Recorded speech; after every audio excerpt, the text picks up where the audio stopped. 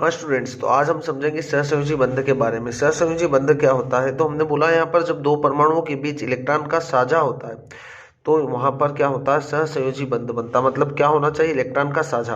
अब इलेक्ट्रॉन का साझा क्यों होता है ये भी हम देखेंगे, पर सबसे पहले देखें हम हाइड्रोजन को। तो हाइड्रोजन की संरचना आपको बनानी है, H2 अणु की संरचना बनानी है आपको। तो हाइड्रोजन के कितने इलेक्ट्रॉन्स होते हैं?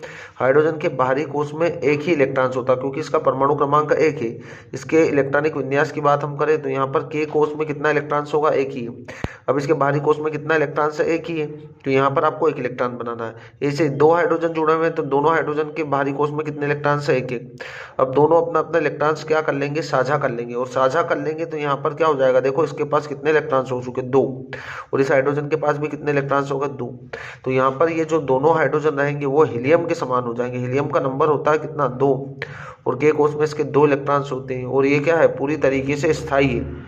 तो स्थायी विन्यास को प्राप्त करने के लिए क्या होता है? दो हाइड्रोजन अपने अपने इलेक्ट्रॉन का साझा करते हैं। और साझा कर लेंगे तो परमाणु क्या हो जाएंगे? स्थायी हो जाएंगे और अणु में बदल जाएंगे, है ना। तो यहाँ पर क्या हो रहा है? इलेक्ट्रॉन का साझा होगा। अगला हम बनाए Cl2 का।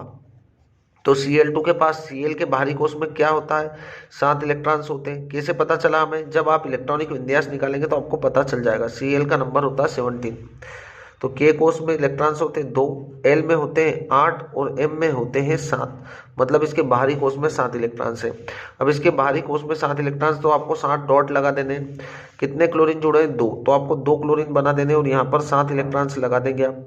और 7 इलेक्ट्रॉन्स लगा देंगे, दोनों अपना अपना एक एक इलेक्ट्रॉन शेयर कर लेंगे। तो इसके बाहरी कोष का अष्टक पूर्ण हो चुका है और इसका भी अष्टक पूर्ण हो चुका है। दोनों का जब अष्टक पूर्ण हो गया तो दोनों क्या हो जाएंगे? स्थायी हो जाएंगे। मतलब दोनों ने अपना एक एक इलेक्ट्रॉन क्या किया? साझा किया। ऐसे ही जब आप नाइट्रोजन के बीच में बनाएंगे, N2 की संरचना आप बनाएंगे तो N2 क्या होगा हमारे पास? देखो नाइट्रोजन आपको लेने दो, है ना। अब इसके K कोष में कितने इलेक्ट्रॉन्स है? K में इलेक्ट्रॉन्स होंगे 2 और L में होंगे 5। कितने होंगे? 5, क्योंकि नाइट्रोजन का नंबर होता है 7। ठीक है, नाइट्रोजन का नंबर है 7। तो पहली कोष में 2 इलेक्ट्रॉन्स और दूसरी वाली कोष में 5 इलेक्ट्रॉन। मतलब इसके बाहरी कोष में कितने इलेक्ट्रॉन्स है? 5। तो आपको 5 पहले तो बिंदियां लगा देनी, 1 2 3 4 5, 1 2 3 4 5। अब अपना एक एक इलेक्ट्रॉन साझा कर लिया, यहाँ पे भी एक एक इलेक्ट्रॉन साझा कर लिया और यहाँ पे भी एक एक इलेक्ट्रॉन साझा कर लिया। तो यहाँ पर हमारे पास देखो इस नाइट्रोजन का भी 8 पूरा हो रहा है और इस वाले नाइट्रोजन का भी 8 पूरा हो रहा है। जब 8 पूरे हो जाएंगे इलेक्ट्रॉन्स तो क्या होगा? दोनों स्थायी हो जाएंगे। तो इस तरीके से क्या होगा? परमाणुओं का साझा हो, है ना, इलेक्ट्रॉनों का साझा होगा। तो ऑक्सीजन की हम बनाएं। अब ऑक्सीजन आपको कितने ऑक्सीजन है? 2 ऑक्सीजन है। तो आपको 2 ऑक्सीजन बना दीजिए। ऑक्सीजन का नंबर होता है 8, परमाणु क्रमांक 8 होता है। इसके K कोष में इलेक्ट्रॉन्स होंगे 2 और L में होंगे 6। मतलब इसके बाहरी कोष में 6 इलेक्ट्रॉन्स। तो पहले तो आप 6 इलेक्ट्रॉन्स बना दीजिए। इसके पास भी 6 इलेक्ट्रॉन्स है। तो यहाँ पर आपको 6 इलेक्ट्रॉन से दोनों ऑक्सीजन परमाणुओं के आसपास बनाने। फिर क्या करना है? यहाँ से एक इलेक्ट्रॉन का साझा हुआ। अब आप गिन कर देखिए 1 2 3 4 5 6 7 ही हो रहे, अभी अष्टक पूर्ण ही नहीं हो रहा है। तो आपको एक इलेक्ट्रॉन और साझा करना पड़ेगा। तो इलेक्ट्रॉन्स का जब साझा हुआ तो देखो अब दोनों परमाणुओं का 8 इलेक्ट्रॉन्स क्या हो रहे हैं? कंप्लीट हो रहे हैं। तो आप दोनों परमाणु क्या हो जाएंगे? स्थायी हो जाएंगे और अणु में परिवर्तित हो जाएंगे। तो इस तरीके से क्या होगा? जब दो परमाणुओं के बीच इलेक्ट्रॉनों का साझा होगा तो सहसंयोजी बंध बनेगा। जैसे आप CH4 का बना के देखें, इसे हम बोलते हैं मीथेन। क्या बोलते हैं? मीथेन। तो यहाँ पर मीथेन अणु की संरचना हम बनाएंगे तो देखो मीथेन में कार्बन है। अब कार्बन के बाहरी कोष में कितने इलेक्ट्रॉन्स होते हैं? तो आप इसका इलेक्ट्रॉनिक विन्यास निकालेंगे। K में होते हैं 2 और L में होते हैं 4। मतलब इसके बाहरी कोष में 4 होते हैं। हाइड्रोजन भी जुड़े तो आप हाइड्रोजन का भी निकाल सकते हैं। हाइड्रोजन का नंबर 1 होता है तो इसके बाहरी कोष में 1 ही इलेक्ट्रॉन्स है। तो यहाँ पर आपको सबसे पहले तो बीच में कार्बन बना देना है। उसके बाहरी कोष में कितने इलेक्ट्रॉन है? 4। तो 1 2 3 और 4। हाइड्रोजन कितने जुड़े? 4। तो आपको पहले एक एक हाइड्रोजन लगा देना है।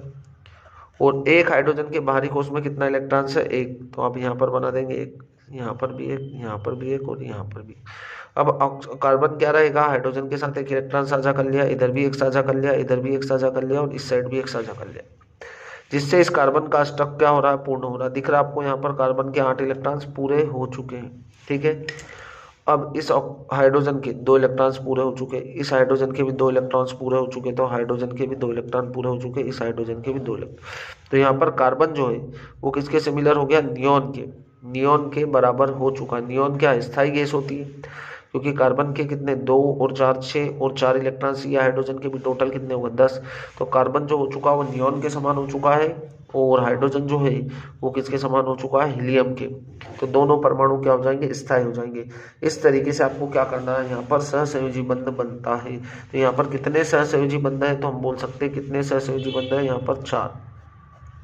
कितने सहसंयोजी बंध है, 4 सहसंयोजी बंध हम यहाँ पर लिख सकते हैं। कितने सहसंयोजी बंध जो इलेक्ट्रॉन के साझे से बन रहा है, दिख ही रहे होंगे आपको, 1 2 3 और 4, है ना।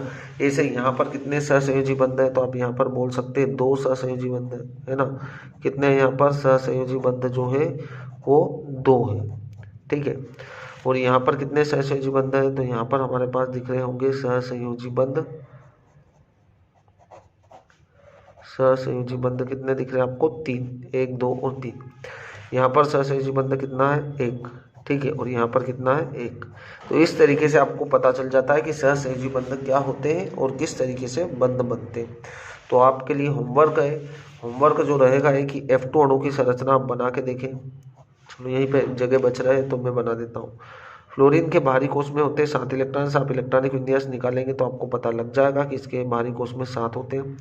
इस फ्लोरीन के पास भी बाहरी कोष में 7 इलेक्ट्रॉन से, दोनों अपने एक इलेक्ट्रॉन को साझा कर लेंगे, जिससे कि इस फ्लोरीन का भी अणु इस फ्लोरीन का भी अष्टक पूर्ण हो जाएगा और इस वाले फ्लोरीन का भी अष्टक पूर्ण। तो इस तरीके से आपको क्या करना है, किसी भी परमाणु की सहसंयोजी बंध किस तरीके से बनते हैं, आप संरचना को आसानी से बना सकते हैं। सबसे पहले आपको इलेक्ट्रॉनिक विन्यास निकालना है, उसके बाद जितने भी बाहरी कोष में इलेक्ट्रॉन्स होंगे उनको आपको डॉट के रूप में बना देना, और जब तक बंध बनाना है तब तक कि अष्टक पूर्ण नहीं हो जाता। दोस्तों बहुत ही अच्छे तरीके से आपको क्लियर हो चुका होगा। Thank you.